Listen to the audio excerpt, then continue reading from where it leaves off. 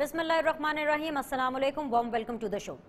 तहरीक इंसाफ की हुकूमत को 5 माह हो गए हैं और पहली बार हुकूमती कारकर्दगी का जो परसेप्शन ग्राउंड रियलिटी के काफ़ी करीब नजर आ रहा है। अक्सरियत ये कहती सुनाई देती है कि तहरीक इंसाफ की कारकर्दगी अच्छी नहीं है। किसी भी शोबे को उठाकर देख लें, बहरानी कैफियत से दो चार है। हुकूमत अवाम के साथ महंगाई खेल रही है। मजे की बात यह है कि हुकूमत सबसे पहले खुद रुपए की वैल्यू कम करती है और डॉलर महंगा कर देती है, फिर इस महंगे डॉलर को जवाज बनाकर बिजली, गैस और दवाइयों की कीमत बढ़ा देती है। हुकूमत और इनके चाहने वाले डराते नजर आते हैं कि मौजूदा महंगाई तो कुछ भी नहीं जनाब, असल महंगाई तो चंद माह के बाद आने वाली है। गरीबों के घर गिराए जा रहे हैं और अमीरों के बचाए जा रहे हैं। विफाकी हुकूमत अभी तक मईशत पर तजुर्बात ही कर रही है और पंजाब में गवर्नेंस के तरीकों पर तजुर्बे हो रहे हैं। इस सारी सूरत हाल में तहरीक इंसाफ के मुखालिफिन तो खुश हैं और तानों से अपने दिल की भड़ास निकाल रहे हैं, मगर इमरान सरकार के लिए सबसे काबिल तशवीश पहलू यह है कि उनके हक में बोलने वाले भी आज हुकूमती नाअहली और बदनीयती पर फट पड़े हैं। वो तज्जियाकार जो इमरान खान के हक में तज्जिए देते हुए जमीन और आसमान एक कर देते थे, आज अपने खान साहब से मायूस हुए बैठे हैं। जहां महंगाई, बदहाल मईशत और बदतरीन गवर्नेंस का एतराफ कर रहे हैं, वहीं अपने कप्तान की मोहब्बत में उन्हें बरिउज़िम्मा भी करार दे रहे हैं। एक परसेप्शन क्रिएट करने की कोशिश की जा रही है कि हुकूमत की नाअहली के जिम्मेदार इमरान खान बिल्कुल नहीं है। जय्यद तज्जियाकारों के मुताबिक कप्तान अच्छा है मगर टीम बदनीयत है और नाअहल है। हालांकि इस टीम का एक एक खिलाड़ी कप्तान ने खुद चुना है और बिल्कुल ठीक चुनने का दावा भी मुसलसल किया जा रहा है। ऐसी सूरत हाल में बदनीयती या नाअहली का सर्टिफिकेट सिर्फ खिलाड़ियों में बांटना अपने आप में एक बदनीयती होगी।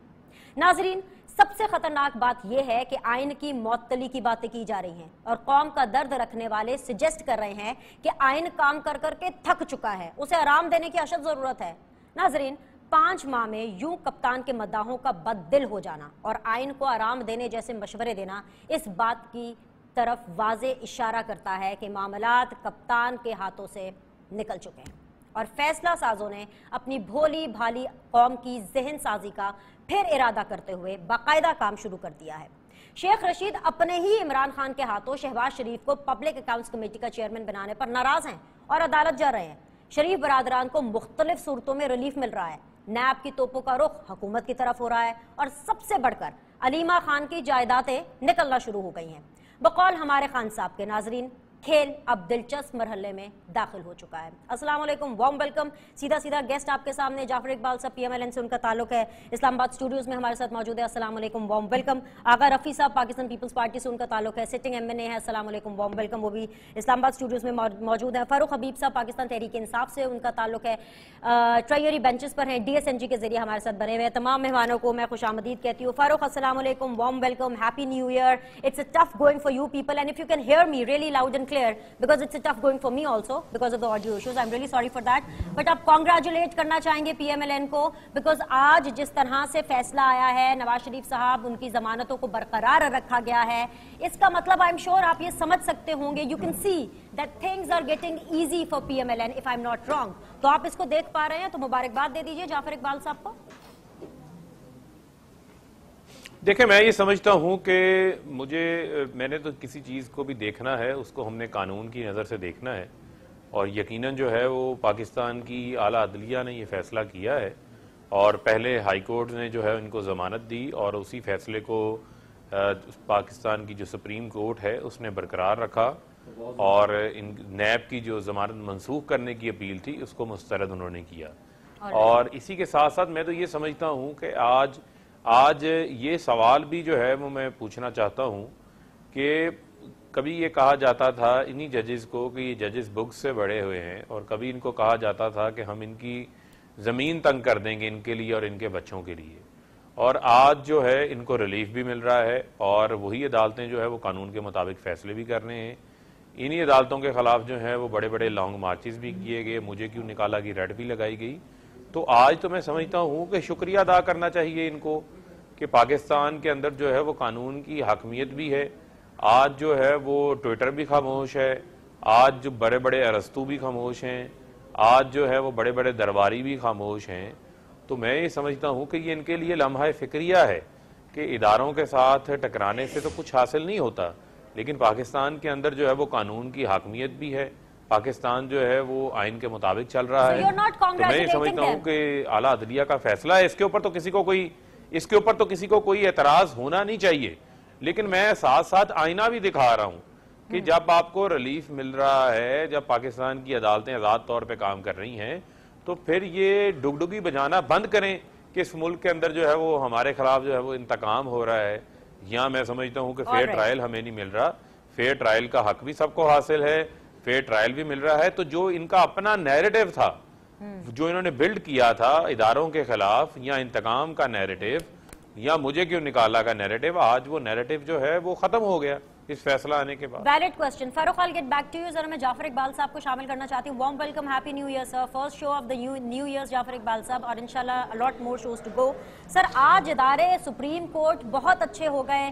फारूक ने मेरी आधी बात कर दी, मान रहे हैं फारूक कि आपको रिलीफ मिल रहा है। वो अलग बात है कि कॉन्ग्रेचुलेट नहीं करना चाहेंगे, लेकिन अगर आप मुझे सुन पा रहे हैं, मेरा सवाल भी यही है कि आज जितनी आपने नैरेटिव बिल्ड किया था इलेक्शंस 2018 के करीब या उससे पहले, वोट को इज्जत दो, मुझे क्यों निकाला, आज वो अपने आप में दम तोड़ गया। क्योंकि जिस तरह से अदालतों से रिलीफ भी मिल रहा है, बल्कि अदालत भी ये कह रही है, आज ये कहा गया कि भाई अगर जमानत का गलत इस्तेमाल नहीं किया गया तो ऑब्वियसली जमानत को मौखर क्यों करें। और आपके लीडर, आपके ताहयात कैद ये कह रहे थे कि कानून की हाकमियत आगे चलेगी। सो नरेटिव अपनी मौत आप मर गया sir.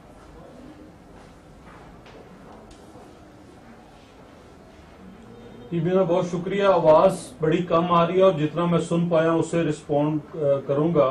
Thank you sir. Farooq Habib साहब अभी कह रहे थे कि बहुत सारे दरबारी खामोश हैं। दरबारी बोल रहे हैं भाई, आप फयाजुल हसन चौहान साहब को सुने, आप फवाद साहब को सुने, आप फैसल वाडा साहब अभी असेंबली में तकरीर कर रहे थे, वो सारे जुल्फी बुखारी साहब जितने हजरात हैं वो सब बोल रहे हैं।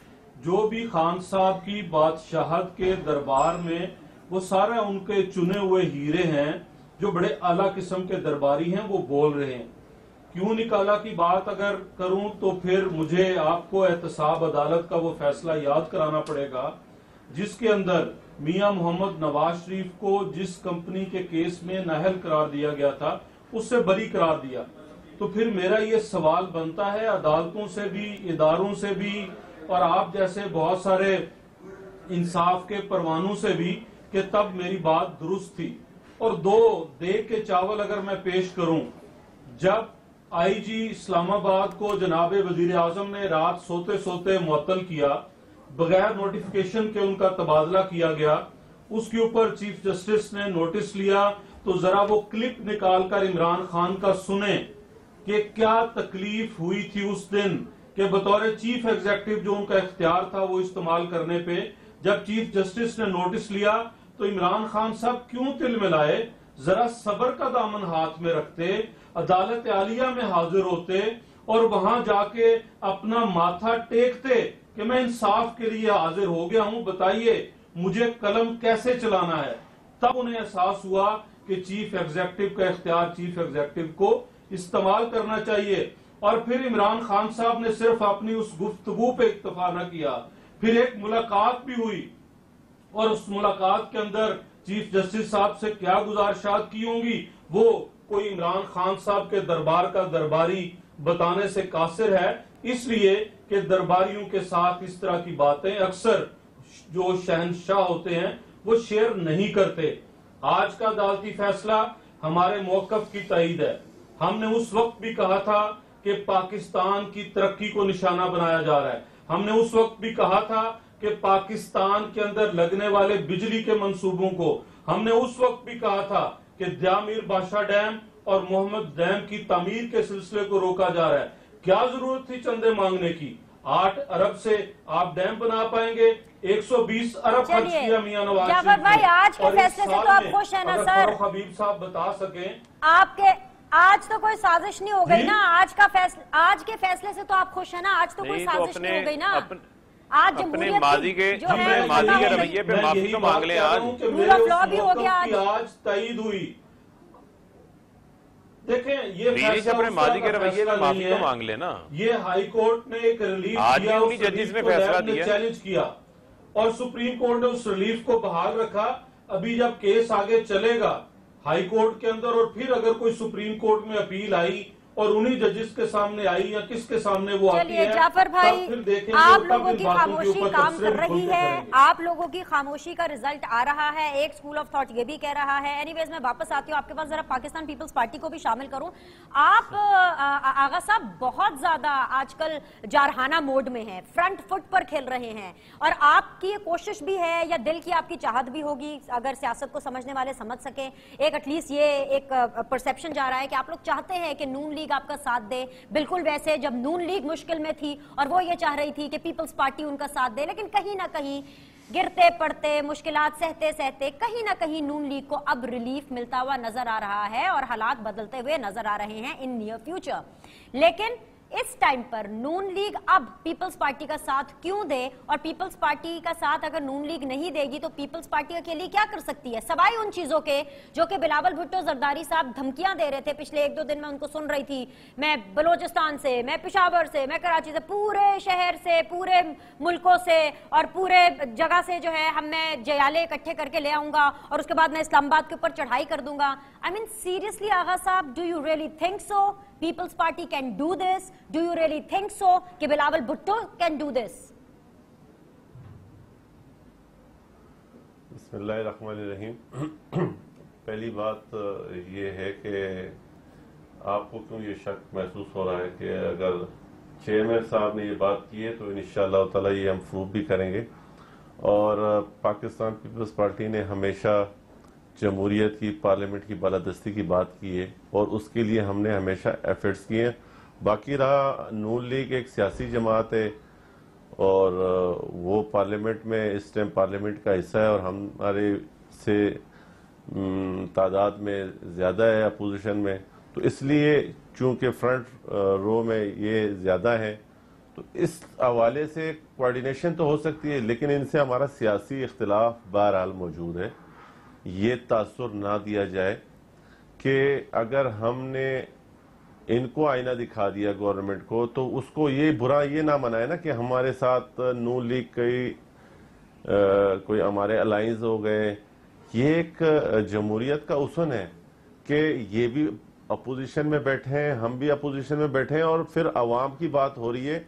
इसमें देखें, जब भी आप इन्होंने जब बात की सिंध गवर्नमेंट में कि जनाब हम सिंध गवर्नमेंट इस तरह कर देंगे, उस तरह कर देंगे, तो जब जाके चेयरमैन ने कहा कि अगर आपको ये वाली सियासत का शौक है और अगर हमने जनाब आसिफ अली जरदारी साहब ने इजाज़त दी और हमने जब ये चढ़ाई की, फिर आप ये भूल जाएंगे कि सूबों को किस तरीके से, जो छोटे सूबे हैं उनको किस तरीके से महरूमे में डाला जाता है, या किस तरीके से आपने हमेशा लोटाक्रेसी जिसके तहत अभी माशाल्लाह ये गवर्नमेंट चल रही है, तो किस तरीके से उनको चलाना है। वो चीज़ें हमने प्रूफ जब मौका पड़ेगा आपको इंशाअल्लाह ताला चेयरमैन की बात हम कंफर्म भी करके बताएंगे।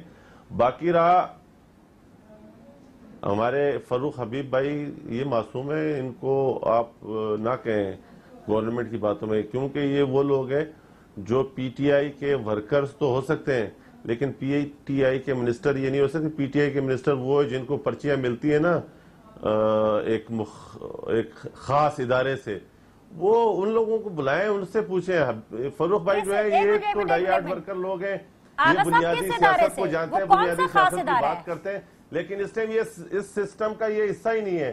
तो आप जब, प्लीज मुझे आवाज नहीं आ रही आपकी, जब आप इस तरह की बात कर रहे हैं तो आप इस तरह का कोई वो जो माशाल्लाह जो दरबारी अच्छे आजकल बदतमीजी से बात कर सकते हैं और जिसमें प्राइम मिनिस्टर हाउस में जिनकी ज्यादा वैल्यू है, उन जैसे लोगों को बिठाएं। ये शरीफ लोगों को बिठा के बात करने में इतना मजा नहीं आएगा आपका।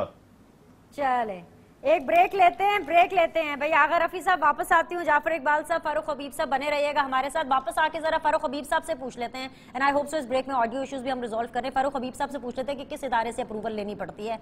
करते हैं बात, एक छोटा सा break, will be back shortly. लोग काम करते हैं पाकिस्तान में, फॉरेन एक्सचेंज आ रहा है, वो किस चीज़ से आ रहा है? एक्सपोर्ट से आ रहा है ना, और सिलाई की मशीनों से आ रहा है।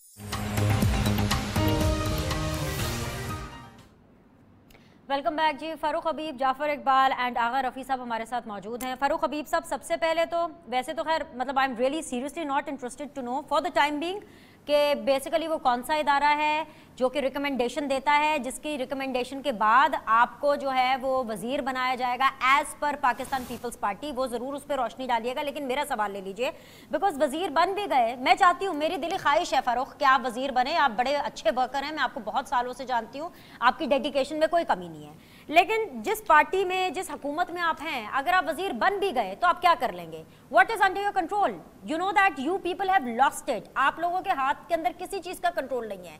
जैसे फॉर एग्जांपल मईशत आपके हाथ में नहीं है, आपके हाथ में पेट्रोलियम प्राइसेस नहीं है, आपके हाथ में यहां तक कि दवाइयों की प्राइसेस भी नहीं है, जिनको आप चोर, डाकू, लुटेरा, करप्ट लोग कहते थे कि जी हमारा मुल्क खा गए, उन लोगों ने भी आज तक दवाइयों के पैसे नहीं बढ़ाए थे।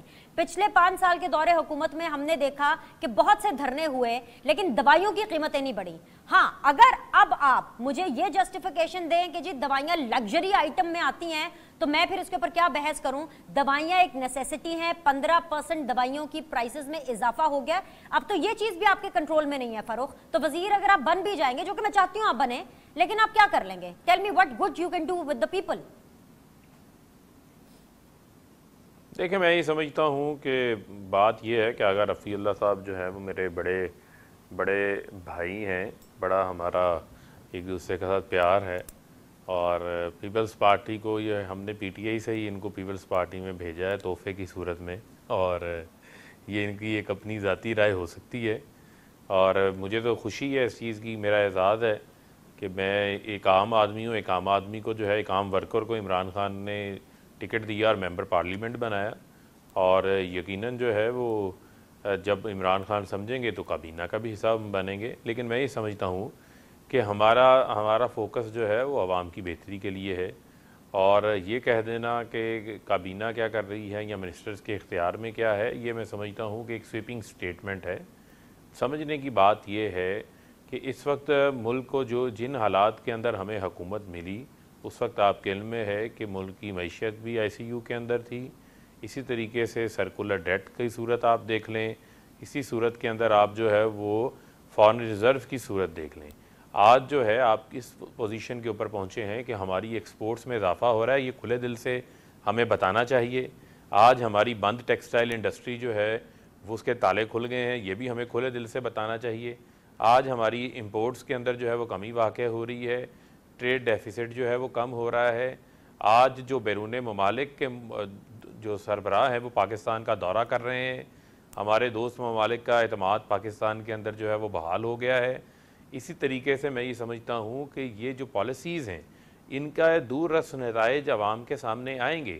जहाँ तक रही बात, आपने अद्वियात के हवाले से बात की, तो 8% से 15% कीमतें बढ़ाई गई हैं उन अद्वियात के ऊपर जो कि हमारी इम्पोर्टेड मेडिसिन हैं उनके हवाले से, क्योंकि वो डॉलर्स के साथ, डॉलर की अगर डॉलर बढ़ा तो डॉलर का इफेक्ट तो बाकी जगहों पे भी आता है। साहब, आप लोगों ने खुद डॉलर बढ़ाया, मैंने एक लंबा चौड़ा इब्तदाइया दिया था लोगों को समझाने के लिए ना।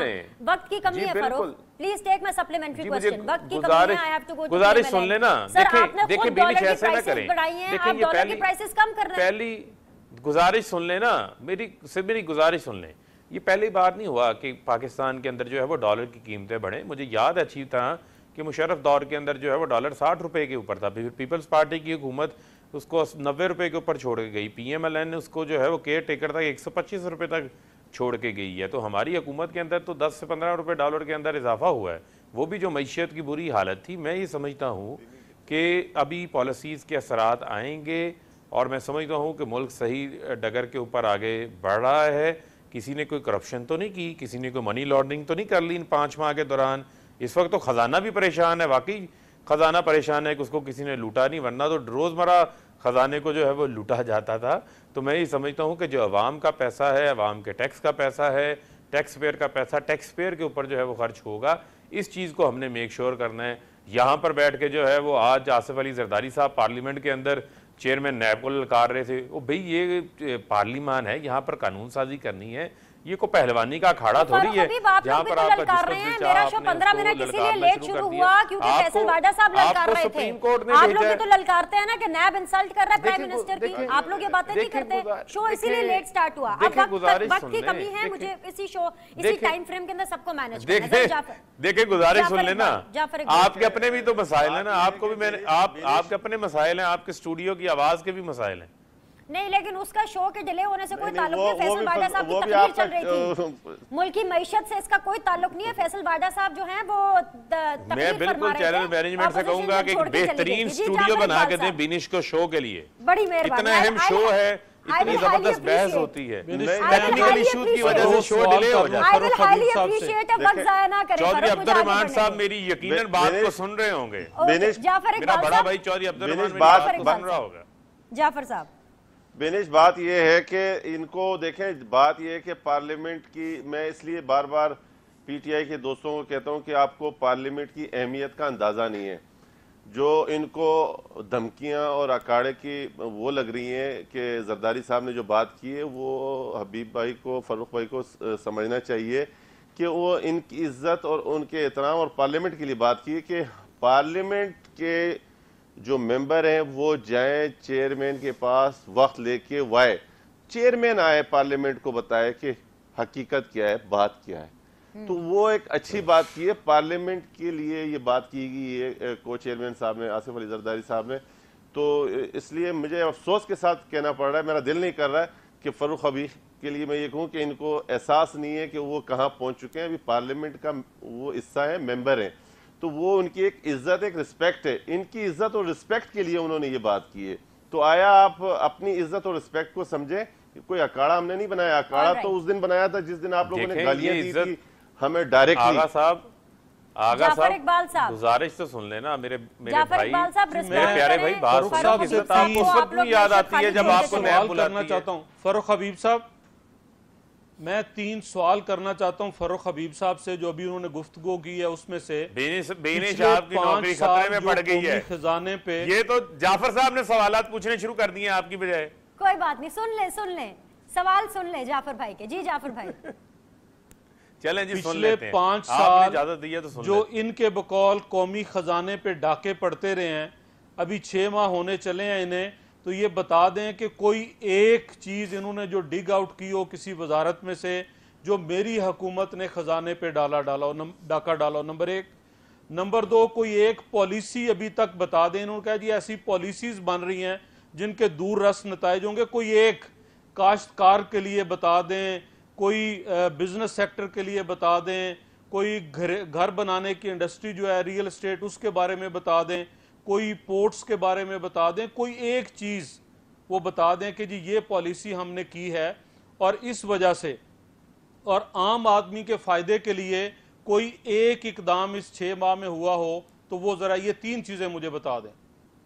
ठीक है जाफर भाई, मैं इसका जवाब लेती हूँ, लेकिन मेरा सवाल प्लीज ऐड कर लीजिए अलीमा खानम के हवाले से, क्योंकि मैंने उसका शॉर्ट भी चलाया।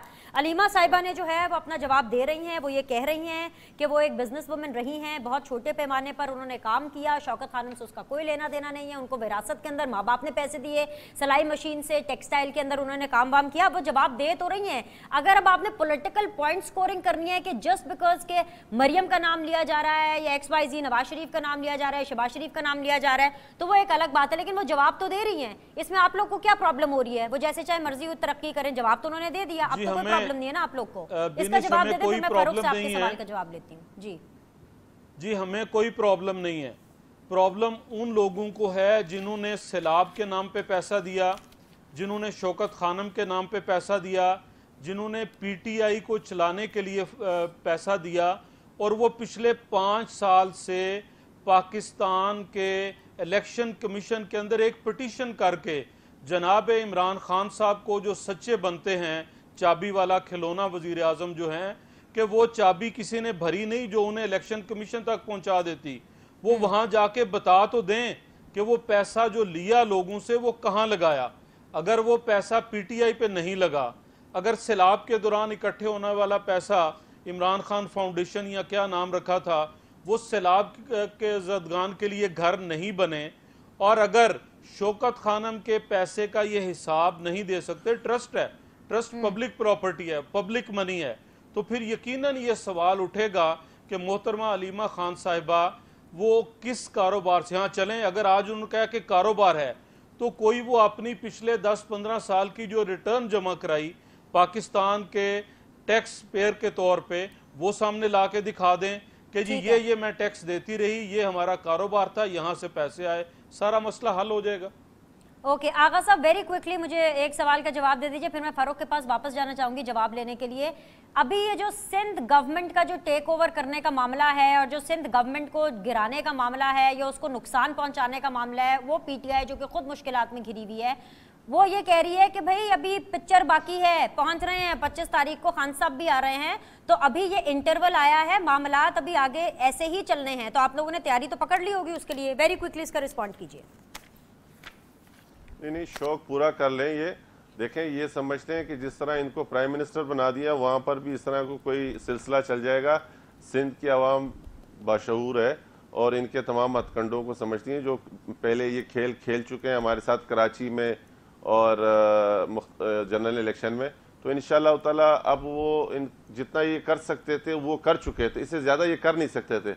अभी गैर आइनी तरीके से ये आना चाहते हैं, बहुत अच्छी बात है, एक्सपोज आहिस्ता आहिस्ता ये होंगे, थोड़ा सा टाइम दें इन लोगों को।